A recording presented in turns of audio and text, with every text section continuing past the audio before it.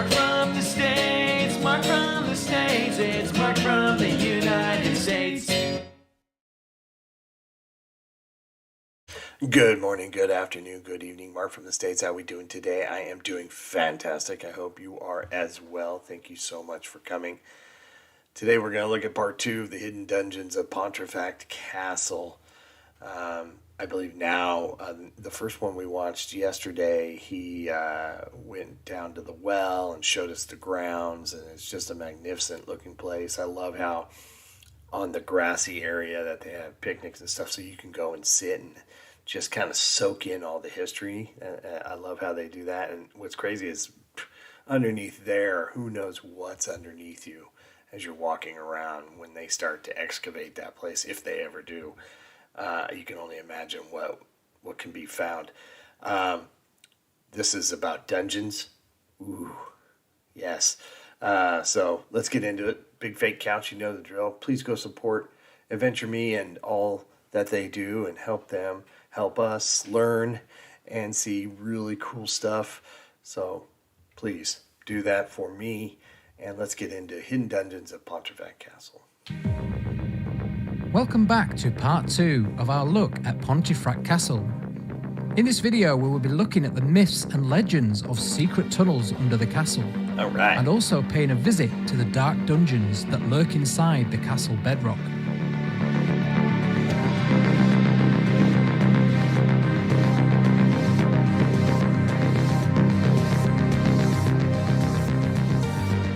So here we are at Pontefract Castle, but very shortly we're going to be doing a tour around the castle by one of the guys that work here called Ian, and he's going to be taking us into my favourite place, down into the dungeons below the castle, and it's down that little hatch there just behind me. So we're going to head down the steep staircase, which would have been underneath the courtyard here. What an odd spot. That's just what shows you what could be under all that grass. It just went down. Okay, so we call this the dungeon. We used to call it the magazine, and you could also call it a wine cellar. So Ilbert de Lacy, he is the man that built the castle originally. He's French. He's come over to this country, and the French need somewhere to store their wine, and so that's what this is. As they do. The reason it got called a magazine is the implication was it was used to store powder during the Civil War, but it wasn't ever used for that, so it's a bit of a misnomer. And the reason we call it the dungeon is because genuinely it was used to hold prisoners during the Civil War, and that's one of the things I'll show you. Yeah. Excellent. That's so cool.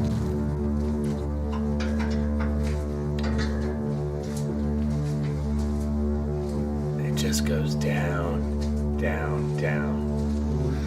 We've just come down again what I call modern steps, but they're Victorian again. They were put in by George Dunhill because he used the space to store licorice, and he wanted a straight staircase down to bring his licorice roots in. Probably by the time that he found this staircase had already gone, but this is the original staircase.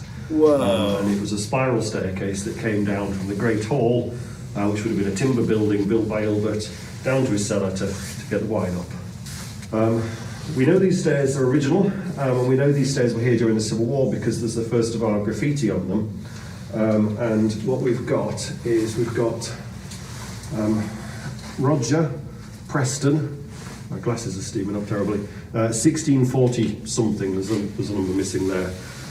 We know the names of the prisoners that were held here, and he's one of them.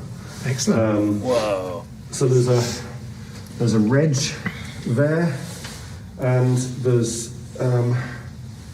this one here. So we know from some of the, ignore the date, that's a different piece of graffiti. We know stylistically that what they did was they didn't have any weapons here, they didn't have anything really to carve their names in, so they're using their belt buckles to create a series of dots which they joined up.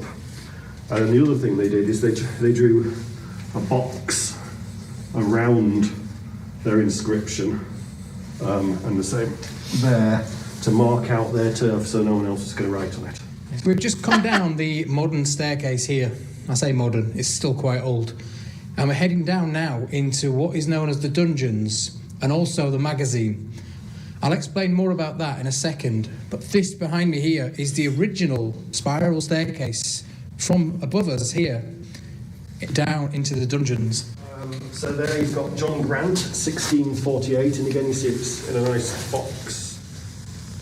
Wow. That's so cool. You see there you've got James Ralston and John Grant there. 1648 again, is that? Yeah. Wow. I mean, you normally see Victorian graffiti, but not as old as that. And John Grant, we know he was the gunner for the troops that were garrisoned here. Again, 1648 graffiti there. You just don't see it that old. So this is as far as the dungeons would have gone originally. And so he said it was a wine cellar. And that's the staircase we just come down. And then now we're going to head further down into what he says is a more modern part of the dungeons compared to this section that we're in now. It's how you would imagine a dungeon to look, isn't it? Yeah. Crazy. Lots of these rooms off the main corridor here. What would these have been then? This is just storage space. So storage space, no more than that. What date would you say on this part then?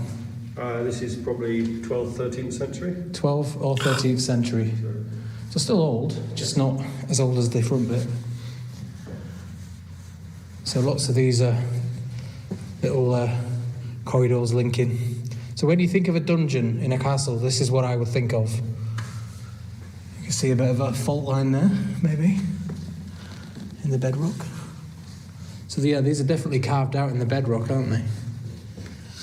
Yeah, and what they've done is they've made use of the natural faulting nature of the rock. And so you see it's not straight. We believe that's because they've encountered a crack and they've just followed it and manipulated it because it just makes carving out the stone easier. Brilliant. So you can just see again some fault lines in the bedrock there, or natural cavities there. Being down there in the day just must have been just dank and damp, dark, frankly, very creepy. If you're a prisoner and you're stuck down there, oh my God, just wild.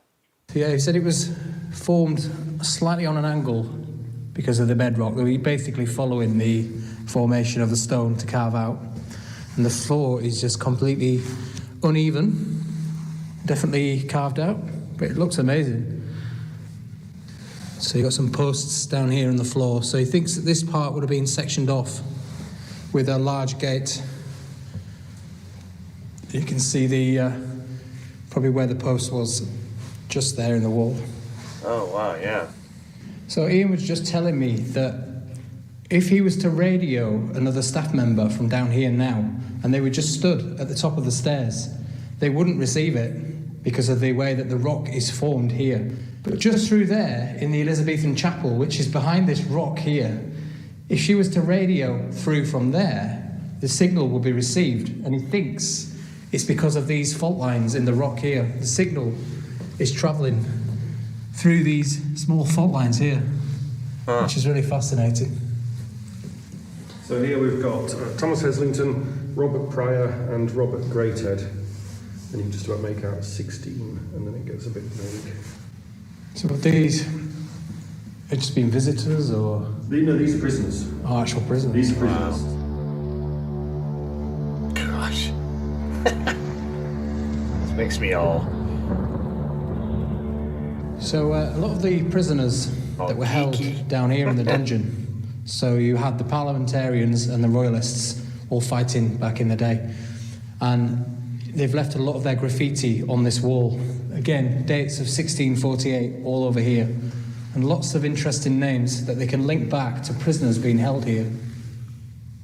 1648 So he was was also just saying earlier on that this was also used as a licorice prisoners. store back in the Victorian period.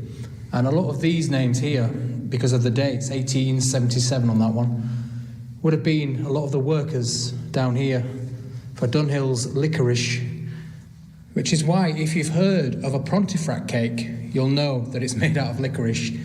They were made here, obviously, and that's why they also have a picture of the castle on the cake, because a lot of it was stored down here in the Victorian period. So we're used to seeing Victorian shafts in railway tunnels, but not medieval shafts in a castle. So again, we're in the dungeons, and right above me is a shaft up to the surface, as you can see. Now, he believes that this would have been mainly for maybe bringing goods down into the dungeon from above, because the spiral staircase would have been a bit of a nightmare back in the day. So they would have used this to lower the goods down into the dungeons. And maybe even for the improvements that they made down here, to take the rubble away, who knows? Yeah, it's not dissimilar to the sort of shaft you'd get in a railway tunnel, is it? No. Yeah, bringing stuff in, but also taking So this little small something crevice, out. I would call it, in the floor, it's like a little hole, but we think it could have been a fault, again, in the rock work that they've just used as a drain, basically, to drain all the water coming down the stairs.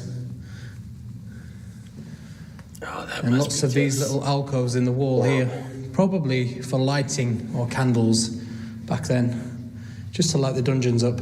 But one more look back at the dungeons. But if you were to say a castle dungeon, this is what I would think it would look like. Yeah. It's very warm down here, actually, especially compared to it's upstairs. the same temperature down here. It's quite impressive.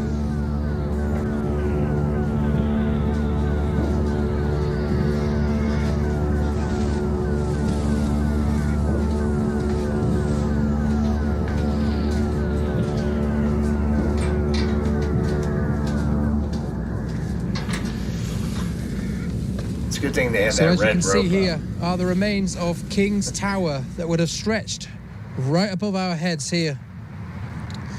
So this wall right behind me here, as you can see, it has a bricked up tunnel entrance there. Now, a lot of the local rumours around here are that this is a secret tunnel, but it isn't. I'm sorry to shatter your dreams, but this was the King's Tower behind that wall there. And all that is basically is because a few cracks opened up under the tower, a few fissures, and the tower would have collapsed. So what they did, they built this vaulted arch underneath to strengthen it, because as you know, an arch is stronger than a straight wall. So they built it just underneath the tower, just to strengthen the tower and stop it from collapsing. So that is all it is. And he said just behind this wall here is what they believe is just a big pile of rubble. So if you just look at the keystone at the top of the archway there, you can see it's got a date of 2019. Yeah. Now, obviously, that's not the date that this was built. That's the date that this archway was restored. Now, this is the top part of what would have been the King's Tower. So we were just stood down there looking at the archway underneath. So the tower would have been here, rising right above our heads. So whilst we're on the subject of the dungeons and the tunnels, we've seen all that this castle has to offer in terms of accessible underground chambers and tunnels. Now, there are lots and lots of rumours going round of tunnels to Featherstone and even beyond that, all around this area from the castle. Now, it's highly unlikely that they would need tunnels under here for any reason. They were very expensive to build and very expensive to maintain. So they would have needed a very good reason to have tunnels. Now, Ian has told me, as a historian of the castle, he's researched these tunnels for many years, looking for anything or any evidence that points towards any tunnel leading beyond the boundaries of this castle, and he can't find anything, not a shred of evidence. Thank you very much for watching. You can check out more of my videos here. I'll see you in the next one. Bye. Absolutely. Thank you so much. I appreciate you, Venture Me. I really do. I think his name is Darren. And he commented on one of the videos we did of the Varieties Theater in Leeds. And that was a wonderful surprise. I love it when the actual content creator comes and comments and gives me, a thank you and glad we enjoyed it kind of thing. And it just kind of makes you like, okay, they are okay with me learning from their videos and watching them with you. I mean, I encourage all of you, please go support them. But it's really nice that they're allowing us to do this, and really cool. Hope everybody's happy, healthy, and safe. I've asked you in the last one if anybody's been to this castle. Has anybody done the dungeon tour, or the wine cellar tour, or the what was the other one? Magazine tour. It's all the same tour, but really cool. I love all the dates and the names of the people that were down there. And 1648. I know that was Civil War time. Was that like during the Civil War, right? Gosh, I hope that's right. A lot of people were being held down there somewhere around that time. Hope you have a great day. This was fun. Take care, everyone, and I'll see you in the next one. Bye. Mark from the States, Mark from the States, it's Mark. Yeah.